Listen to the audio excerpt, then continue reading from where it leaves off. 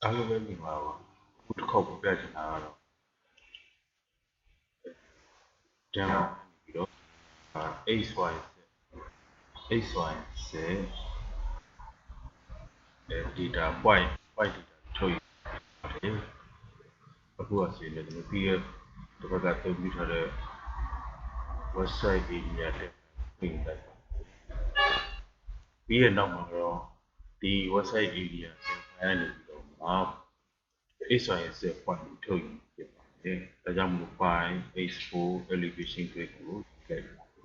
elevation grid mà thì dia cover USDF 10 file သုံးပြုထားပါတယ်ဒီအပေါ်မှာလည်း 10 file တည်တတ်ရှိအဲ့ဒါကိုသုံးပြုထားတယ်အခုတစ်ခေါက်မှာတော့ XYZ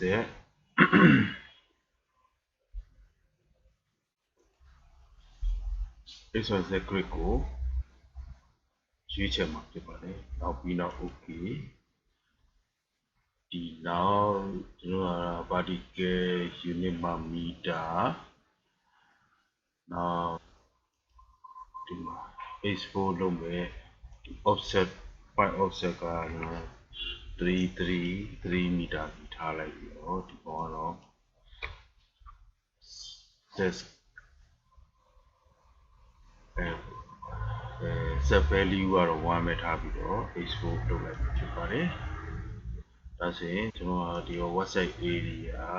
XYZ ကိုရေးပြီးတော့ website area XYZ ကိုရေးပြီးတော့ခုနကျွန်တော်မူလ data သိသိထားတဲ့ဘက်ကိုပို့ဖြစ်ခုနပို့ထားတဲ့ XYZ data grid data file ကိုပို့ပါစေ Excel နဲ့ဖွင့်ကြည့်ပါမယ်ကြည့်ရကမှဆိုရင်ကျွန်တော် file Excel ကိုဖွင့်လိုက်ပြီးတော့ file open file open ခုန XYZ grid file ကိုဖွင့်ကြည့်ဒီ XYZ grid တွားလိုက်ပါမယ်ဒီမှာတော့ form ကတော့ all လုပ်လိုက်ပြီးတော့ခုနကျွန်တော်တို့ပို့တယ်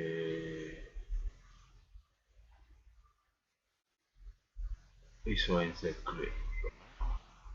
WhatsApp XYZ ကိုဖွင့်လိုက်မှာဖြစ်ပါတယ်အဲ့ခါမှာဆိုရင် delimited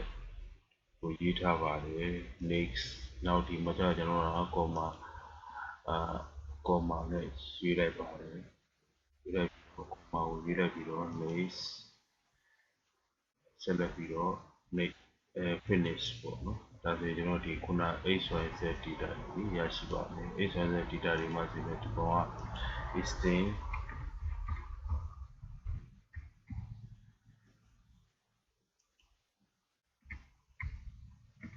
not the နောက်တစ်ခုပါဒီက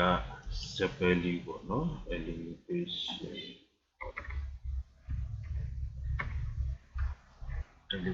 ရပါဒီဟာဒီ file ကို XYZ data file ကိုကျွန်တော်ကဒီ programmer မှာလည်းအသုံးပြုဖို့အဆင်ပြေရန်ဆိုပြီးတော့ဒီမှာCSV file ကိုယူလိုက်ပါတယ်နောက်ခုန website XYZ website area နာမည်လေး save လုပ်လိုက်ခုန data file ထဲမှာပဲ save လုပ်ထားပါတယ်that's it yes ပြေးလိုက်ပါမယ်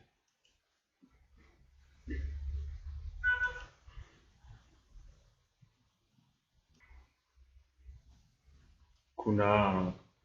ကျွန်တော် Excel CSV နဲ့တင်တဲ့ဒီ XYZ website area CSV ကိုပြန်လည်ဖွင့်ကြည့်ပါမယ် open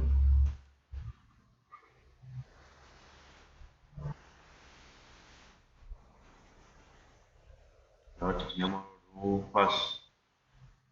row to skip and start by ကျွန်တော်ပထမဆုံး row ကို skip လုပ်ပါခုနကျွန်တော်ရိုက်ထည့်ထားတဲ့issue လို့တဲ့ elevation အဲ့ကိုမသုံးပါဘူးဒါကြောင့်မို့ဒါကိုကြော်ဖို့ပေါ့ဒီလို1ယူခဲ့ရိုက်တယ်ဆိုတော့ဒီမှာ input text ကတော့ point area only နောက်ဒီမှာ comma ပြီးပြီးတော့ okay ခုဒီမှာဆိုရင်တော့ 3D view မှာကြည့်ကြည့်ဒီ XYZ elevation မှာပါဝင်တဲ့ XYZ point ကိုရရှိမှာဖြစ်ပါတယ်နောက်ဒီနောက်က camera ကိုပြုတ်ပြီးတော့တစ်ချက်ပြန်